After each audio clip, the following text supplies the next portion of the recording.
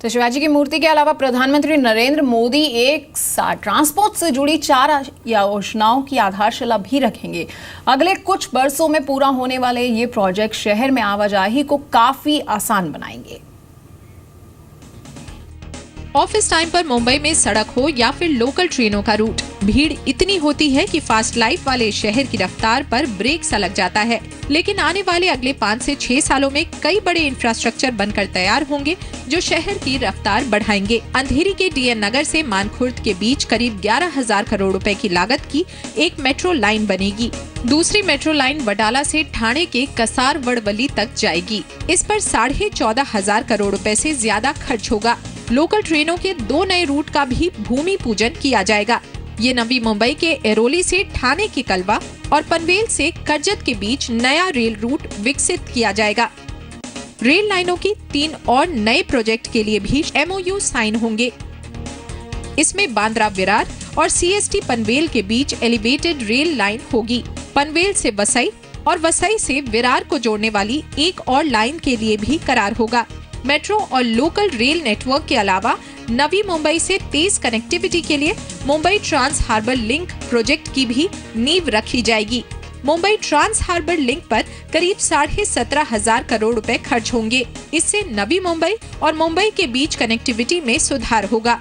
समुद्र पर करीब 22 किलोमीटर लंबा पुल बनाया जाएगा, जिससे करीब 1 घंटे का सफर घटकर 20 से 25 मिनट का ही रह जाएगा। लोगों के लिए समय और फ्यूल दोनों की बचत होगी। साथ ही नवी मुंबई में बनने वाले इंटरनेशनल एयरपोर्ट को जोड़ने में भी मदद मिलेगी। कई रूट पर पटरियों की संख्या भी बढ़ाई जाएगी। लोकल ट्रेनों से जुड़े प्रोजेक्ट पूरे होने पर 400 से ज्यादा नई लोकल ट्रेनों की सर्विस बढ़ाने की गुंजाइश पैदा होगी। जबकि मेट्रो लाइन बनकर तैयार होने पर सबर्बन इलाकों में आवाजाही बेहतर होगी। अनुराग शाह के साथ सिल्की सिंह, जी मीडिया, मुंबई।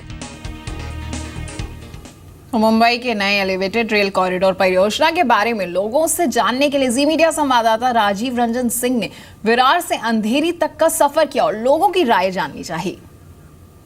मुंबई के सबअर्बन ट्रेन में अगर हम सफर करते हैं तो लोगों की अलग अलग भावनाएं होती हैं और लोग ये भी चाहते हैं कि आखिर हमारा जो सफर है वो सुगम है।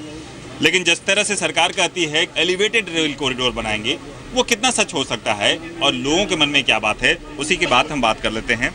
क्या ये विजिबल है या आपकी सहूलियतें हो सकती हैं उससे? इसमें ऐसा देखा हुआ है कि जो कुछ आदमी कुछ समझ में आवे कि हाँ कि ये कुछ हो सके, ऐसे सपने दिखाए और सब उसका उल्टा, मतलब बहुत ज़्यादा उल्टा पब्लिक उसमें देश तकलीफ में आया है। क्या आप मानते हैं क्या कि इस तरह के सपने सरकार दिखाती है कि आप सपना देख लें और सपना वो पूरा ही ना हो पाए? कोई भी सपना नहीं है जो सरकार दिखा रही है जो पूरे नहीं होगी। सरकार कोशिश कर रही है, हमें भी थोड़ा उनको मौका देना चाहिए।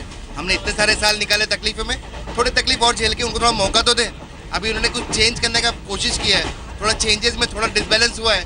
लेट अस सी फ्यूचर में क्या होता है। एक उम्मीद बची है लोगों के मन में कि लोग यही कहते हैं कि अभी थोड़ी सी दिक्कतें हैं, उन दिक्कतों को झेल लेते हैं तो आगे चलकर हमारा भविष्य सुधर सकता है। आप भी मानते हैं क्या ये बात? लेकिन सबको फैसिलिटीज चाहिए, अच्छी फैसिलिटीज चाहिए। लेकिन अभी जो ट्रेन में जो व्यू चल रहा है, ठीक है, सब बहुत सारे लोग हैरान हो रहा है, परेशान हो रहा है। लेकिन जो ये अभी ट्रेन की जो प्रॉब्लम है वो पहले सॉल्व होनी चाहिए। कॉरिडोर बनाओ, जो भी बनाओ, वो ठीक है कि वो एक्सेस है तो बना सकते हैं, वो अच्छा काम भी कर रहा है, ऐसा नहीं है, पब्लिक के लिए कर रहा है। सफ़र करने के दौरान आपको कई तरह के अनुभव हो सकते हैं, यानी जब देखेंगे कि ट्रेन पे लटकते हुए लोग आपको दिखाई देंगे। और यही एक आंकड़ा है कि जिस तरीके से हर दिन 9 लोगों की मौत होती है, जिस तरीके से 9 लोगों की मौत होती है उससे बहुत ही ज़्यादा, यानी उस सफ़र के दौरान लोग एक मौत से जूझते हुए जाते हैं। ऐसा क्यों वो लोग लटक के जाते हैं? ट्रेन छोड़ देने का ना, लटक के तो नहीं जाना चाहिए कि मजबूरी तो सभी के सामने है, आपके कोई छोटी है कोई बड़ी है। लोगों का बार बार यही का नाम है कि जिस तरीके से ये सपने दिखाए जाते हैं, सपने आखिर साकार कब होंगे। मुंबई में एक नया रेल कॉरिडोर बनेगा ट्रैक के ऊपर, क्या आप सहमत हैं कि उससे समस्याएं सुलझ जाएंगी या मौजूदा समस्याएं अभी तक, क्योंकि उद्घाटन होगा, बन के कब तैयार होगा? नहीं, उससे तो कुछ सुधरने वाला नहीं है। अभी जो है उससे कुछ सुधार करेगा तो बहुत अच्छा है। बाजू में जगह है, उधर ज़्यादा रेल डालो, ज़्यादा ट्रेन डालो, वही है। ऊपर से लेने वाले से कुछ फ़ायदा नहीं है। वो 10-15 साल जाएगा, उसमें और भी खर्चा हो जाएगा ज़्यादा। It's very expensive, not a easy thing. लेकिन आप लोग चाहते क्या है, मतलब बार बार रोज सफर करते हैं, किस तरह से सहूलियतें चाहते हैं, क्या होनी चाहिए? Frequency should be more, frequency train का ज़्यादा होना चाहिए।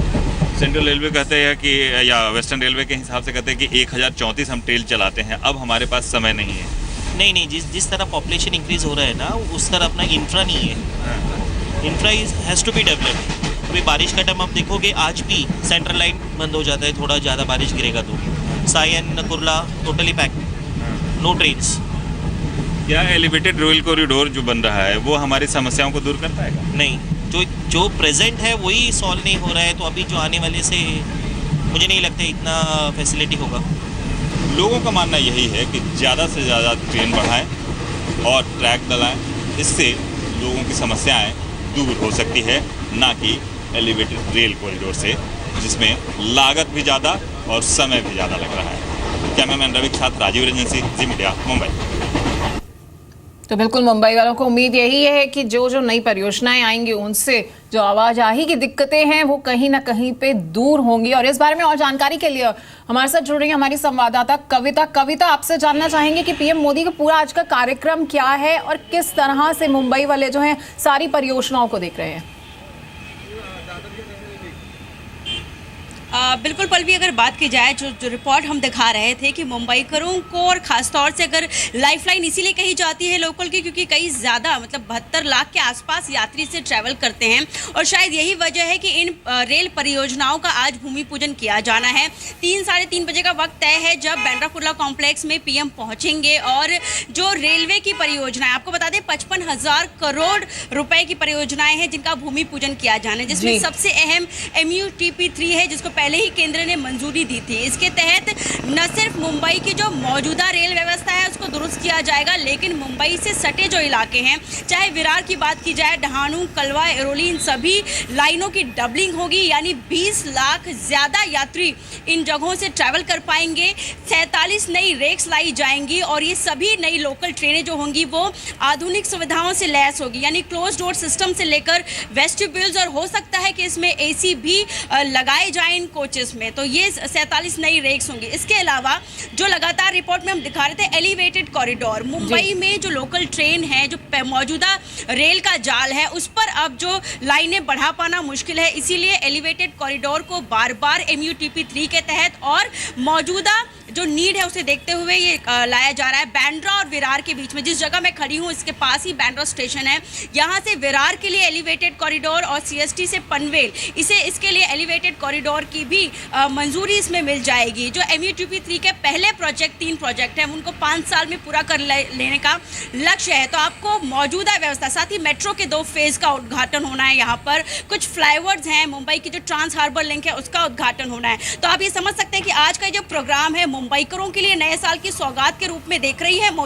मोदी सरकार, और पूरी इनकी मंशा यही है कि इस ट्रांसपोर्ट की इन परियोजनाओं को जल्द से जल्द न सिर्फ भूमि पूजन किया जाए, लेकिन इसका काम भी जल्द से जल्द शुरू हो, ताकि मुंबई शहर की जो ट्रांसपोर्ट व्यवस्था है उसको किसी भी बड़े शहर के मुकाबले ज़्यादा बेहतर बनाया जा सके। बिल्कुल आपने सही कहा है कि मुंबईकरों को बिल्कुल यहाँ पर नए साल का जो है वो सरकार तोहफा दे रही है, लेकिन उसके साथ साथ पूरे देश को भी एक तोहफा मिल रहा है शिवाजी मेमोरियल के तौर पर। उसके बारे में कुछ बताइए, क्योंकि दर्शक जो है, जितने हमने विजुअल्स दिखाए हैं उससे काफी उत्सुक हैं जानने के लिए कि किस तरह से बनेगा, कितनी बड़ी मूर्ति होगी, और कहीं ना कहीं एक मुंबई को जो है पूरी दुनिया के नक्शे पे एक नई और पहचान मिल जाएगी। बिल्कुल पल्लवी, आप सोचिए राजभवन में सबसे पहले इस BKC के कार्यक्रम के पहले राजभवन में जाकर इसका शिलान्यास होना है, और इसका एक छोटा सा वीडियो भी खुद महाराष्ट्र के CM ने जो है ट्विटर पे पोस्ट किया था। ये जो स्मारक बनने वाला है वो अरब सागर के बीचों बीच बनेगा। आप ये अंदाज़ा लगा सकते हैं कि इसको मुंबई की जो सी लाइन है उससे देखा जा सकेगा। इसी के साथ गूगल अर्थ से जब आप इसकी इमेज देखेंगे तो आपको अरब सागर में शिवाजी महाराज का ये स्मारक दिखाई देगा, तो अपने आप में बेहद अहम है। इसी के साथ सरदार वल्लभ भाई पटेल का जो स्टैचू बनाया है, वही बाप बेटी की जोड़ी जो है वो शिवाजी महाराज की इस मूर्ति को, इस स्मारक को बनाने वाली है। इसकी डिज़ाइन से लेकर इसकी जो ऊंचाई होगी वो अपने आप में लोगों को अपनी ओर आकर्षित करेगी। और जिस तरीके से महाराष्ट्र की बात की जाए, यहाँ पर छत्रपति शिवाजी महाराज का एक अनोखा इतिहास है और इसी को ध्यान में रखते हुए महाराष्ट्र सरकार इस प्रोजेक्ट को लेकर काफ़ी ज़्यादा खुश भी नज़र आ रही है। और पहला जो इन्होंने टीज़र ट्विटर पर डाला शिवाजी महाराज के स्मारक का जो ग्राफिक्स तैयार है वो अपने आप में लोगों को आकर्षित कर रहा है। तो ऐसे में ये भी एक बहुत बड़ा कह सकते हैं स्मारक का इनॉग्रेशन जो है प्रधानमंत्री के हाथ से होने वाला है। तो आज कुल मिलाकर आपको बता दें कि मुंबई के को किस तरीके से या पहले तो उसकी डेवलपमेंट को लेकर और मुंबई का इतिहास जिनसे जुड़ा हुआ है, इन दोनों ही चीज़ों को साथ मिलाकर इतिहास और भविष्य को साथ मिलाकर कैसे आगे बढ़ा जाएगा। मोदी सरकार आज उन सभी चीज़ों का भूमि पूजन और शिलान्यास कह सकते हैं मुंबईकरों से वादा कर रही है कि आपको एक बेहतर भविष्य देंगे, लेकिन आपको आपके इतिहास भी याद रहे, उसकी भी यहाँ पर स्मारक के लिए इनॉग्रेशन किया जाना है। बिल्कुल बिल्कुल ऐतिहासिक दिन है मुंबई के लिए आज, जहां पर वो आधुनिकीकरण की तरफ आगे बढ़ेंगे, वहीं उनके इतिहास की झलक भी उनके सामने एक बार फिर सर आएगी। बहुत बहुत शुक्रिया आपका इस तमाम जानकारी के लिए, हमारे दर्शकों को बताने के लिए कि किस तरह से आज मुंबईकरों को एक नया तोहफा मिलने जा रहा है और तोहफों की जो है वो लाइन लग गई है नए साल